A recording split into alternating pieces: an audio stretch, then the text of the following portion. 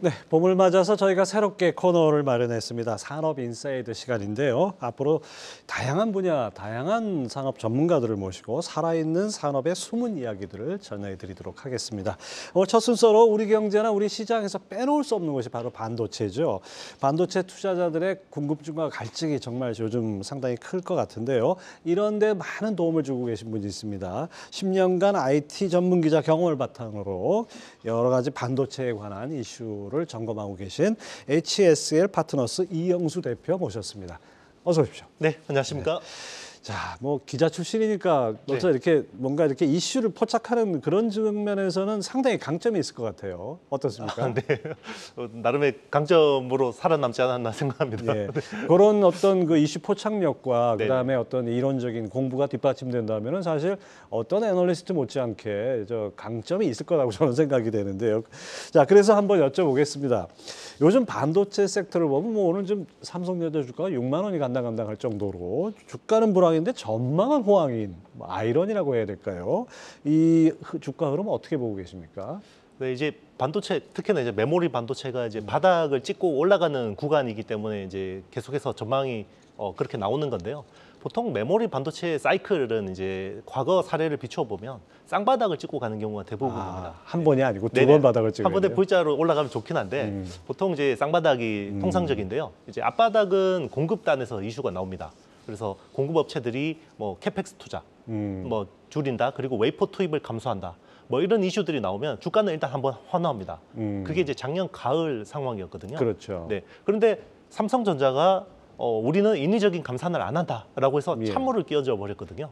그래서 작년 12월에 좀 크게 또 출렁거렸던 그렇죠. 거고요. 네. 그런데 이제 또 컨퍼런스 콜에서 인위적인 감산은 없는데 라인 재배치나 유지 보수를 통해서 자연적인 감산은 또 있을 수 있다. 그러니까 저게 사실상 감산 아니냐라고 해서 또 주가가 또 연초에 좋았죠. 네네 좋았는데 최근에는 이제 이게 또 약간 좀 불확실해 보이니까 또 조금씩 조정받고 있는데 결국은 이 올 하반기 진바닥, 그러니까 진바닥은 보통 수요에서 나옵니다. 그래서 기존에 깔려 있는 재고들이 소진이 되고 그리고 이제 주문량이 늘어나는 게 진바닥인데 주가는 그걸 또 6개월이나 9개월 선행해 버리기 때문에 지금은 계속해서 이제 진바닥을 찾는 구간이라고 보시면 될 것 같습니다. 네, 그래서 그런가요? 뭐 삼성전자에 대해서 증권사들이 스물스물 그냥 목표가를 올려서 벌써 8만 원이 됐어요. 이게 실현 가능합니까? 네, 일단 메모리 반도체 반등 수준으로도 8만 전자는 터치가 가능하다고 보고 있습니다. 그게 언제냐가 네, 중요하죠. 그게 이제 올 하반기 언제 이제 바닥을 찍고 이제 어떤 재고 소진이 일어나고 이제 그런 그 주문이 늘어나는 것들을 확인을 해야 되는데 이미 그런 것들이 뉴스가 나오고 확인이 되면 주가는 많이 올라가 있다라는 게 문제인 그렇죠. 거죠. 네. 그래서 뉴스보다는 훨씬 더 앞서서 네네 맞습니다. 그래서 항상 이제 반도체 사이클을 오래 투자하셨던 분들은 업황이 최악일 때 투자를 많이 하시는데 그럴 경우에 대부분 수익이 많이 납니다. 네. 이제 지난 30년 동안 삼성전자 메모리 사업이 적자를 낸 적이 딱 두 번 있거든요. 예. 한 번이 2001년이었습니다. IT 버블 꺼질 네네 때. 맞습니다. 예. 그때 꺼지고 나서 뭐 그때 9.11 테러 일어나고 그때 10월이 20조 초반까지 밀렸거든요. 시총이. 네. 그런데 이제 그게 거짓말같이 그 다음 해 4월까지 60조까지 올랐습니다. 3배가 오른 거거든요. 삼성전자 같이 무거운 주식이 3배가 올랐고 금융위기 때도 똑같이 이제 많이 빠졌다가 이제 크게 얼마 단기간에 반등을 났는데 이번에도 좀 그런 어떤 과거에 좋았던 기억들을 가지고 투자를 많이 하시는 것 같습니다. 자, 그렇긴 한데 지금 앞서 잠깐 말씀해 주셨던 이 재고가 문제 아니겠습니까? 1월 재고율이 26년 만에 최고라고 하고 지금 경기도 상당히 안 좋고 뭐 이런 점들이 있는데 이렇게 고리 깊은 업황 부진은 언제까지 이어질까요? 네, 이제 뭐 증시 격언이 이제 산이 높으면 고리 깊고 네. 고리 깊으면 산이 높다라고 보시면 되는데요.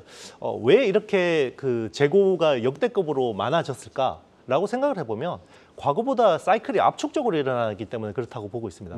과거에는 이제 뭐 상승이나 하락 사이클들이 뭐 1년 6개월 막 이렇게 2년 이렇게 길게 뭔가 진행이 됐다 그러면 요즘에는 워낙 또 정보의 유통 속도도 빠르고 하다 보니까 굉장히 압축적으로 일어나요. 그리고 이제 이번에는 좀 재고가 쌓이는 상황이 과거하고 좀 다른 측면이 있는데 2013년 모바일 사이클하고 2016년 서버 클라우드 사이클에서는 이게 그 공급업체 재고만 확인하면 됐었거든요. 그러니까 삼성전자하고 SK하이닉스의 공장에 몇 주치의 재고가 있냐 이것만 확인하면 됐는데 이번에는 변수가 좀 많았죠. 왜냐하면 그 코로나19 팬데믹으로 인해서 공급망이 불안하니까 예. 그리고 미중 패권 전쟁이 있다 보니까 중국 수요업체들이 좀 메모리 재고를 과하게 가져간 거예요. 과거보다. 그 수요업체들이 또 재고를 많이 가지고 있었고 그걸 또 이제 공급업체들이 좀 관거했던 측면이 있고요. 그리고 유통업체들도 좀 투기적인 성향이 있는 예. 유통업체들이 또 재고를 좀 과하게 지고 있었는데 이게 수요가 인플레이션으로 인해서 빨리 꺾이다 보니까 이 재고 물량을 한꺼번에 던져버린 거죠. 그게 이제 작년 하반기부터의 어떤 모양새였고 그게 지금 이어지고 있고 이번 1분기가 아마 최악이지 않을까 재고나 이런 부분은 그리고 2분기부터는 좀 반등하는 모습을 보이고 3, 4분기에는 이제 주문이 늘어나는 모습이 나올 거다. 이게 이제 시장을 좋게 보는 어떤 이게 뭐 긍정적인 시나리오, 낙관적인 시나리오인데 지금 네네. 오히려 그 시장 반등 시기가 좀 지연될 것이다라는 네네. 전망도 나옵니다. 네네. 이 미국의 이제 금리 인상이 좀 더 장기화되고 네네. 그러다 보면 반도체 이 업황 진바닥이란 것도 네네. 그 시점이 하반기로 미뤄지는 거 아니냐 이런 얘기도 나오는데 어떻게 보세요? 충분히 가능할 수 있어요. 네, 그것 때문에 이제 지금 주가가 좀 이제 불안한 모습을 보이는 건데 일단 이제 메모리 반도체만 놓고 보면 주요 수요처가 제일 큰 수요처가 서버 쪽입니다. 예. 이제 클라우드, 뭐 이제 기업 엔터프라이즈 이런 쪽인데요. 전체 뭐 디램만 놓고 보면 수요의 한 40% 정도를 차지합니다. 그리고 원래는 서버보다 스마트폰 시장이 더 컸어요. 수요. 예. 한 40% 정도 차지하고 있었는데 최근에는 이제 스마트폰 시장이 워낙 안 좋으니까 원래는 연간 15억대 시장이었는데 지금은 12억대까지 추락을 해버렸거든요. 그러니까 지금은 30% 후반대 정도 보고 있고 그리고 PC가 한 13% 정도 됩니다. 그러면 지금 반등에서 제일 중요한 부분은 서버는 올해도 성장을 할 수밖에 없어요. 그리고 PC는 언택트 때 살 사람들이 많이 샀기 때문에 그렇죠. 네, 성장을 기대하기 힘들고 결국 스마트폰에서 해줘야 되고 그 스마트폰 중에서 중국 스마트폰. 그러니까 원래 중국 스마트폰이 연간 9억 대씩 생산하는데 작년에는 어떤 셧다운 그리고 코로나 팬데믹으로 인해서 예. 네, 6억 대밖에 못 만들었거든요. 그래서 그게 올해는 설마 올해도 6억 대밖에 못 할까라는 이제 기대감이 있는 거죠. 네, 그렇군요. 네. 자, 그럼에도 불구하고 삼성전자는 어떤 표면적으로 무감산 전략입니다. 네네. 이거 괜찮을까요? 어떻게 보세요? 일단 이제 삼성은 너무 큰 조직이잖아요. 네, 너무 큰 조직이기 때문에 내부의 어떤 그런 어떤 그 주도하는 어떤 목소리를 내는 좀 시그널이 좀 다를 수 있어요. 지금은 인위적인 감산이 없다라고 이야기하는 쪽은 이제 사업부장의 입김이 강하게 작용되는 거고요. 그런데 이제 프리캐시 플로우가 좀 말라가기 시작하면 예. 재무통들이 뭔가 이야기를 하기 시작합니다. 이제 뭔가 딴지를 거는 거죠. 태클을 그렇죠. 거는 거죠. 예. 그게 이제 지금은 메모리 사업부가 적자 수준까지 아마 1분기가 나오게 되면 프리캐시 플로우가 아마 적자로 돌아설 가능성이 높고 그렇게 되면 재무통 쪽에서 비용 축소에 대한 압박이 있을 수밖에 없습니다. 그러면 지금 파운드리나 이런 쪽 투자를 줄일 수는 없거든요. 그러면 결국 메모리 반도체에 대해서 좀 더 투자를 줄여라 이런 것들이 좀 뉴스상에 흘러나오게 되면 또 공급이 또 더 줄어들 수 있구나라고 해서 좀 시장을 좀 더 긍정적으로 볼 수 있는 부분이라고 생각합니다. 자, 그다음에 최근에 그 한일 관계 개선 분위기 속에서 일본이 우리에게 행했던 수출 규제를 좀 풀 움직임을 보이고 있어요. 이런 거 영향은 어떨까요? 일단 이제 펀더멘털로는 크게 영향이 없다고 생각합니다. 이미 서플라이 체인 그러니까 공급망 자체가 국산화 쪽으로 많이 흐름이 왔고 그리고 일본 소재 업체들도 이미 국내 생산으로 많이 돌렸어요. 합작 법인이나 현지 법인을 통해서 많이 하고 있는데 다만 주가적으로는 그동안에 소부장 국산화로 인해서 좀 높은 멀티플을 받던 업체들이 약간 멀티플 디레이팅. 그러니까 시장은 사실은 실적하고 기대감의 합산이잖아요. 그러니까 예. 고비잖아요. 예. 그게 이제 결국은 기대감이 낮아지는 그 디레이팅은 불가피하다고 보고 있고 그 대표적인 게 동신 세미캠 같은 주식이 좀 최근에 이틀 연속 좀 거칠게 조정을 받고 있는 게 뭐 그런 영향이라고 보고 있습니다. 자, 우리나라 소부장 업체들은 또 역설적인 상황에 직면하겠네요. 자, 이번 중국 양회에서도 드러났듯이 중국이 반도체를 향한 집념이라고 표현해야 될 것 같은데요. 거의 사활을 걸었다고 볼 수 있는데 우리 입장에서는 미중 갈등 속에서 낀 상태 아닙니까? 우리 반도체 업체들은 어떻게 대처해야 될까요? 잘 해야죠.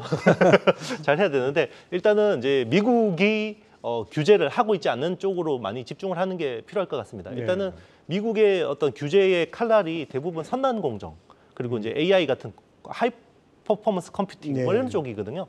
그럼 그 외 쪽은 규제가 없는 쪽은 열심히 중국 쪽에 팔아야 되죠. 실제로 뭐 국내 업체들은 중국 쪽으로 그런 식으로 해서 많이 매출이 일어나고 있고요. 특히 이제 첨단 후공정, 어드밴스드 패키징이라는 그쪽 수요가 굉장히 좋습니다. 그쪽은 기술적으로도 과거보다 중요해질 수밖에 없는 상황인데다가 지금 또 미국의 어떤 규제의 칼날에서 벗어나 있거든요.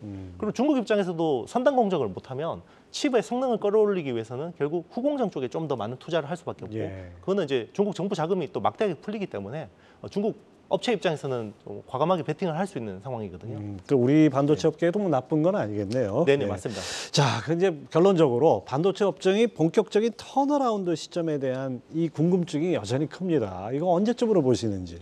저는 3분기 정도에는 충분히 이제 어떤 재고 감소와 주문 어떤 증가가 나타날 거라고 보고 있고요. 그때를 기점을 해서 가격도 어느 정도 반등할 수 있지 않을까 생각합니다.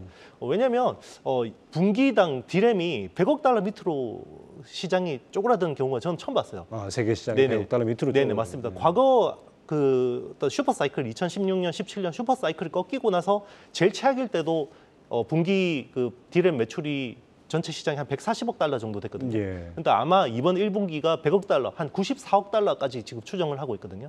이 정도로 안 좋으면 크게 또 튀어 오를 수밖에 없습니다. 용수철처럼. 네, 좀 그런 부분들을 좀 기대하고 있습니다. 반도체도 뭐 다양하게 그 분야들이 있는데 어떤 분야에 더 좀 더 집중해서 봐야 될까요? 지금은 일단은 그 AI 반도체 쪽, 이제 선단 공정 같은 경우는 AI 반도체를 봐야 되고요. 그 AI 반도체는 기존의 반도체 구조하고 조금 다릅니다. 예. 기존에는 이제 컴퓨터 같은 경우는 프로세서하고 메모리가 별도로 있잖아요. 이제 그런 구조인데 이제는 AI는 사람의 뇌를 모방했기 때문에 프로세서하고 메모리를 같이 붙여놓으면 제일 좋은 거거든요. 예. 그래서 후공정이 중요해지는 거고요. 그래서 그런 쪽으로 후공정 쪽도 잘 봐야 되고 이제 삼성 파운드리가 뭔가 3나노에서 뭔가 새로운 어떤 성장 포인트를 만들어낸다 그러면 삼성 파운드리가 부족한 부분, 어떤 칩리스 생태계라든지 IP 쪽이라든지 후공정 이런 쪽에서는 좀 높은 밸류를 인정받을 수 있지 않을까 생각합니다. 네. 뭐 기존의 애널리스트하고는 조금 다른 시각을 보여주셔서 귀가 솔깃했습니다. 앞으로 산업인사이드 자주 출연해 주시기 바랍니다. HSL 파트너스의 이영수 대표 함께했습니다. 감사합니다. 네, 감사합니다.